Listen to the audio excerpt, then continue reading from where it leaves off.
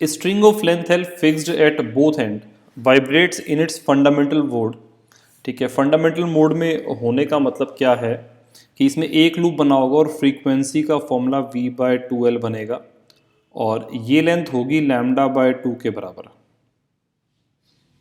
ठीक है, आपसे पूछा वेवलेंथ क्या होगा, तो बेटा यहाँ पे λ/2 को आप L लिखेंगे तो लैम्डा बन जाएगा 2L और वेव नंबर k बनेगा बेटा 2π/λ, मतलब 2π/2L इज π/L। तो this is basically wave number. ठीक है, अब इस क्वेश्चन में क्या कहता है, take the origin at one end of the string, मतलब इस पॉइंट को आपको ओरिजिन एज्यूम करना है and x axis along the string, मतलब आपको इसको एक्स एक्सिस एज्यूम करना है। Take the y axis along the direction of displacement, ये वाई एक्सिस है and take t is equals to 0 at the instant when the middle point of the string passes through mean position, मतलब ये वाला point यहाँ पे है, जब ये वाला पॉइंट यहाँ होगा तो ये पूरा पूरा पूरा वेव ही ऐसे होगा।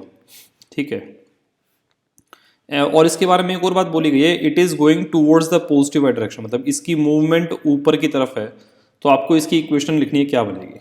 ठीक है, तो देखो बच्चों, इस क्वेश्चन को सॉल्व करने के लिए हमें एम्पलीट्यूड ए गिवन है, तो इक्वेशन बनेगी y is equals to sine के एक्स। ठीक है, तो k को मैं लिखूंगा π/L इंटू एक्स प्लस Δ1। ठीक है, इनटू में अब यहाँ पे साइन ओमेगा टी भी लिख सकते हो, कोस ओमेगा टी भी लिख सकते हो, कुछ भी लिख सकते हो, मैं साइन ले लेता हूँ, sine of omega T plus Δ2। Question solve करने के लिए मुझे Δ1 और Δ2 का वैल्यू निकालना है। ठीक है, तो बेटा ये वाला जो पार्ट है ये तो मुझे नोड्स से रिलेट करना पड़ेगा, और नोड से कैसे रिलेट होगा, x is equals to 0 node है और x is equals to L भी नोड है। ठीक है, तो इन दोनों को पुट करूंगा तो ये पूरा पार्ट 0 आएगा और ये पार्ट 0 आएगा, तो देखो ये किस तरीके से रिलेट होगा। साइन ऑफ 0 पुट किया, Δ1 0 आ गया और x को L पुट किया तो साइन ऑफ पाई प्लस Δ1 ये भी 0 आ गया। इन दोनों को रिलेट करके बेटा Δ1 तो आएगा 0। ठीक है, अब आगे देखते हैं, इस वाले पार्ट को देखूंगा।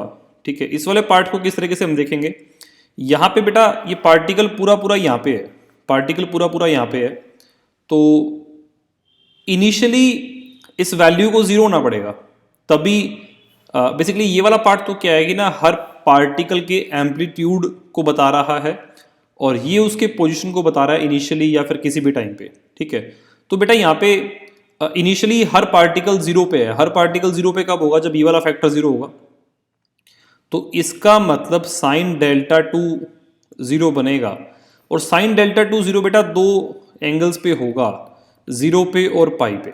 ठीक है, अब इन दोनों में से कौन सा आंसर होगा वो हमें इस वेलोसिटी को देख करके समझ में आएगी बात। तो velocity of particle of wave की जब मैं बात करूंगा और ये Δ1 को 0 पुट करूंगा तो देखो इक्वेशन बन जाएगी A omega cos of omega T plus Δ2 into sine of pi X by L.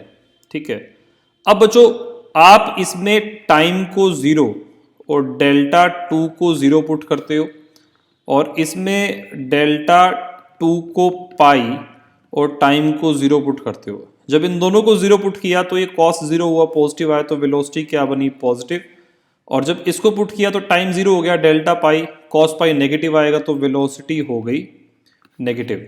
अब इस सिचुएशन में बेटा पार्टिकल ऊपर की तरफ जा रहा है तो वेलोसिटी को पॉजिटिव होना पड़ेगा, वेलोसिटी को पॉजिटिव होने के लिए Δ2 क्या हो जाएगा 0, और ओमेगा को मैं फ्रीक्वेंसी से रिलेट करूंगा, फ्रीक्वेंसी बन जाएगी ओमेगा अपॉन 2 पाई, तो यहाँ से ओमेगा बन जाएगा 2 पाई एफ के बराबर। उसको पुट करके और Δ2 को 0 पुट करके हमारा क्वेश्चन सॉल्व हो जाएगा।